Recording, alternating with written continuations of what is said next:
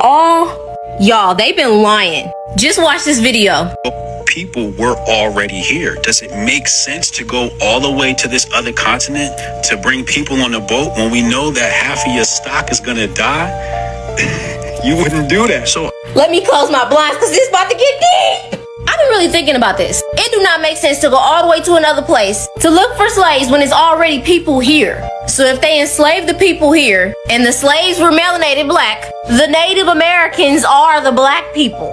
Okay, so when Chris first came to the Caribbean and he stole some natives, which is in South America, in his journal he mentioned that Native Americans were black-skinned people. A voyager even said the Indians are very dark-complected, approaching black people. They have large lips, broad, flat, black-like nose, bearing strong resemblance to black people. It also said they had long, straight hair, so there's your evidence. Published by Vogue. So now I'm just thinking, who are these people? There is a lot of talk that they are descended from Mongolian people. I'm not gonna lie, it do look similar. Now there was also this situation called the $5 Indian, when people paid $5 to falsify documents declaring them Native Americans to reap the benefits. And then what they did with us, dark-skinned indigenous people who were called Indians or Indos, because they were dark, the United States legally unlawfully classified each as Negro. So they changed our ethnicity and said all of us was just Africans. This is a picture of a postcard of an American person back then.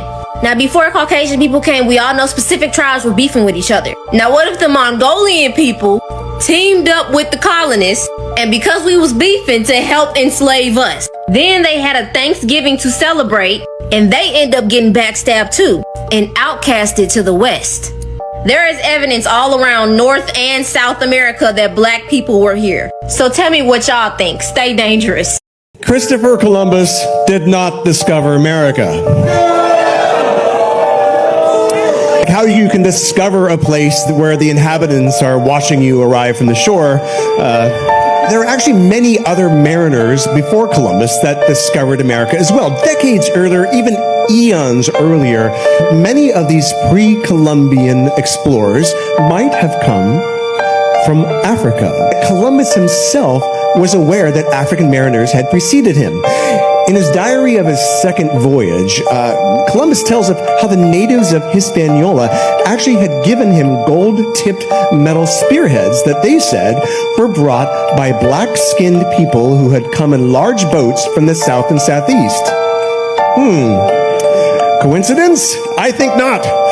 No.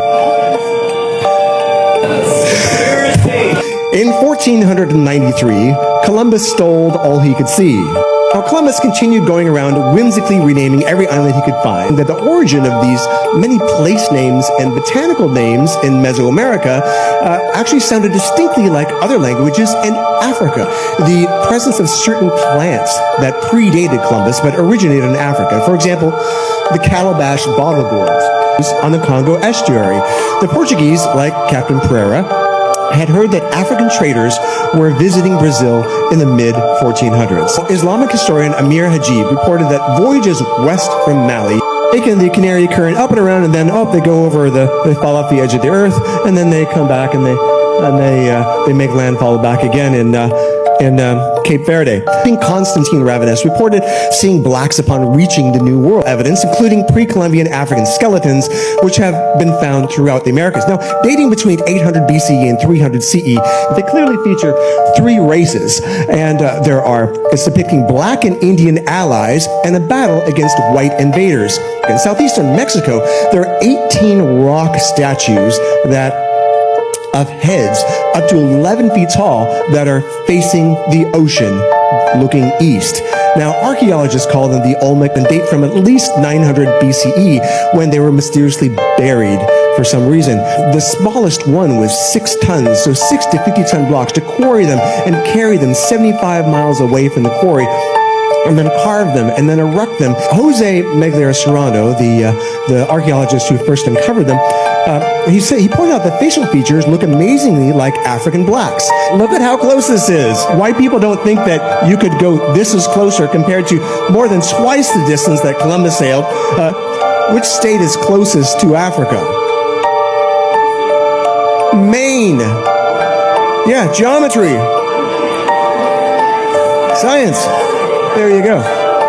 Americans get a day off work on October 10th to celebrate Columbus Day. It's an annual holiday that commemorates the day on October 12th, 1492, when the Italian explorer Christopher Columbus officially set foot in the Americas and claimed the land of Spain. It has been a national holiday in the United States since 1937. It is commonly said that Columbus discovered America. It would be more accurate, perhaps, to say that he introduced the Americas to Western Europe during his 4 voyages to the region between 1492 and 1502. It's also safe to say that he paved the way for the massive influx of Western Europeans that would ultimately from several new nations, including the United States, Canada, and Mexico. But to say he discovered America is a bit of a misnomer because there were plenty of people already here when he arrived. Christopher Columbus, as the first man to discover the Americas, is a myopic event that only happened in the minds of Eurocentric historians with colonial agenda.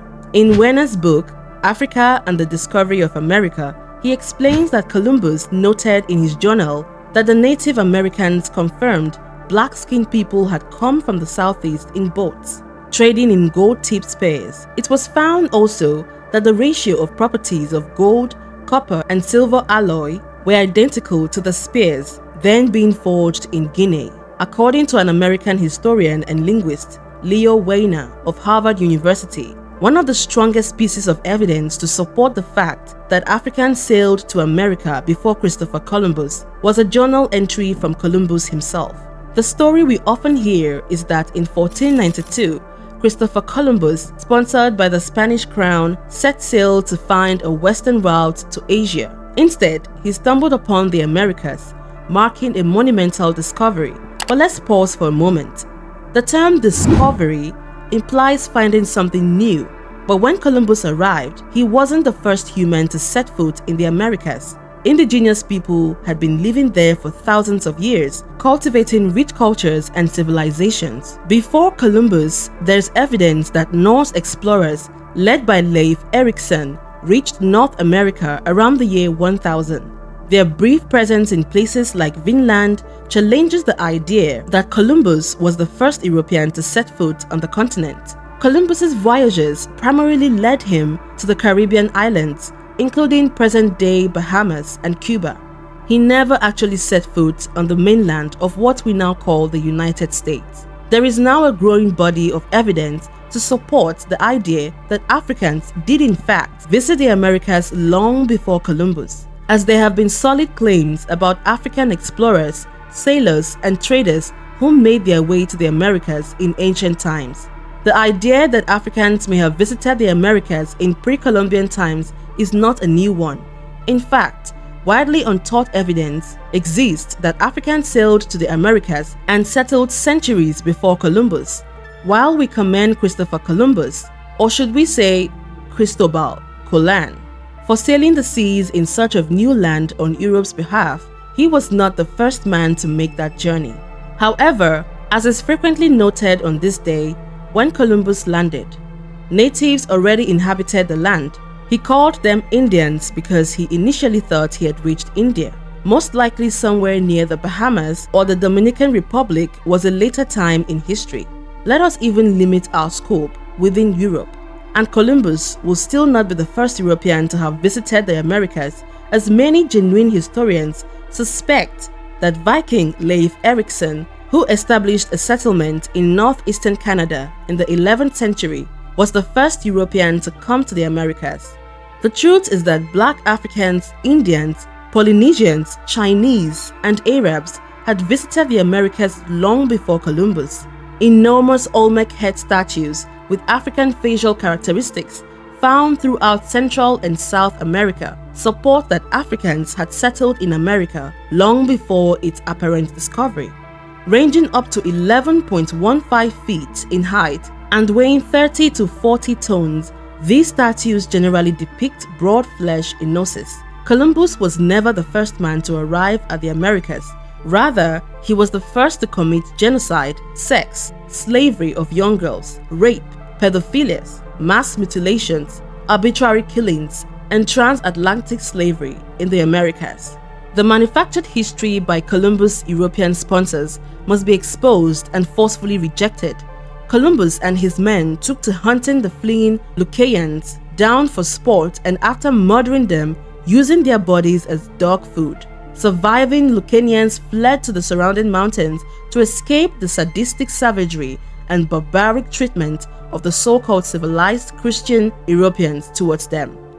There are eyewitness accounts of fallen LlEian warriors being fed to hunting dogs while they were still alive, screaming and wailing in agony as the dogs feasted on their limbs and entrails. Columbus saw this as a perfect excuse to go to war, and with heavily armed troops, and the natives were quickly slaughtered, having only spears, rocks, and other primitive tools to fight with. Eventually, the natives rebelled. History has it that on Christopher Columbus' second visit to the Americas, this time armed to the teeth, he demanded that the LlEian people give his men food and gold and allow them to have sex with their women. When the LlEian refused, Columbus responded by ordering that their ears and noses be cut off, so that the now disfigured offended could return to their villages and serve as a warning to others. The ugly picture that emerges is of a brutal man who massacred the existing population of the islands, the Bahamas amongst others, where he landed, used girls as young as 8 or 10 for sex, and conducted mass mutilations in his hunt for gold. Matthew Inman, the Oatmeal's author, not only exposes this myth, but also shows us who Columbus really was. The US celebrates October 14th as Columbus Day, as one of its 3 federal holidays, reinforcing the myth that Columbus was the great explorer who discovered the New World. Research by some scholars provides population estimates of the pre-Columbian or pre-European contacts of the Americas to be as high as 112 million in 1492, which declined to less than 6 million by 1650. The so-called discovery of the Americas by Christopher Columbus was followed by possibly the greatest demographic disaster in the history of the world. He described these people as having black skin, curly hair, and other features that were characteristic of Africans. Similarly, the Italian explorer Amerigo Vespucci, who traveled to the Americas in the late 15th and early 16th centuries, wrote in his account that he had encountered people of color in the Caribbean region. He also notes that some of the indigenous people had features that were characteristic of Africans, such as curly hair and dark skin. In his book, Natural History of the Indies, he describes seeing Negroes among the indigenous people of Hispaniola, present-day Dominican Republic, and Haiti. One of the most well-known accounts of African presence in the Americas comes from the Spanish Gonzalo Fernández de Oviedo y Valdez, who traveled to the Americas in the early 16th century. Thor Heyerdahl was a Norwegian adventurer and ethnographer with a background in zoology, botany, and geography, made voyages to demonstrate the possibility of contact between widely separated ancient people, notably the Ray AA expedition in 1970, when he sailed from the west coast of Africa to Barbados in a papyrus reed boat. These strong currents, which Malay oral tradition describes as rivers in the middle of the sea, could have helped propel African vessels to the American continent. Travel between Africa and the Americas was possible because of the worldwide ocean winds and currents that caused drift routes from east to west. Africans were indeed sailors, that a division of Negro sea captains and mariners is reported to have been in the Egyptian and the East African sailed between their countries and China in the 13th century. How could Africans who were not popularly known as seamen have crossed the 1,500 Atlantic miles to the American continent? Early 14th century Atlantic expedition headed by the Malay king Abu Bakari, that is, may have reached the Americas. The launching of the expedition is recorded by Arab historian Ibn Fadi al-Awal. Archaeological evidence also supports the idea that Africans traveled to India and China in the 13th century. In his memoirs titled Rithla, Ibn Battuta describes his travels in detail, including his experiences in the court of the Chinese emperor. Born in 1304 in the Tangier, Morocco, Ibn Battuta embarked on a journey of exploration that took him to many parts of the world, including India and China. There is a strong and compelling evidence to suggest that Africans traveled to India and China in the 13th century, long before the arrival of European explorers in these regions. While it is possible that some of these plants may have been brought over by European traders or explorers, the fact that they have been found in pre-Columbian archaeological sites suggests that they may have arrived much earlier, potentially as a result of contact between Africans and indigenous Americans. The presence of these and other African plant species in the Americas provides compelling evidence to suggest that Africans visited the Americas long before Columbus. The African oil palm has been found in South Africa, where it was likely brought over by Africans or other non-European visitors. Another example is the kola nut, Kola nitida, which is native to West Africa and is used in traditional African medicine and religious ceremonies. This suggests that Africans may have brought the kola nut with them during their visits to the Americas. Kola nuts have been found in archaeological sites in the Americas, including a site in Brazil that dates back to the 14th century, long before Columbus arrived. One example of an African plant species that has been found in the Americas is the tamarind tree. In the Americas, tamarind trees have been found in archaeological sites dating back to before Columbus's arrival, indicating that they may have been brought over by Africans or other non-European visitors. The tamarind tree is native to Africa and has been introduced to many parts of the world as a food and medicine plant. While some of these plants may have been brought over by European explorers or traders, there is evidence to suggest that many of them arrived in the Americas much earlier, potentially as a result of contact between Africans and indigenous Americans. The presence of certain plant species that are native to Africa in the Americas provides further evidence to support the idea that Africans visited the Americas long before Columbus. Villa Coulter has written, Indian scholar Rafiq Jarasboy appears to have been right when he wrote, "The black began his career in America, not as slave, but as master." Even early Mexican scholars were convinced that the impact of the black explorers on the New World was profound and enduring. So, did Columbus really discover America?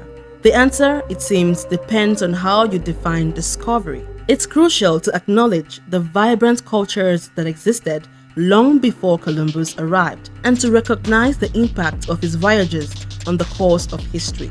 If you enjoyed this exploration into the history books, don't forget to give this video a thumbs up, subscribe for more historical content, and hit that notification bell to stay updated. Until next time, cheers, have a good one.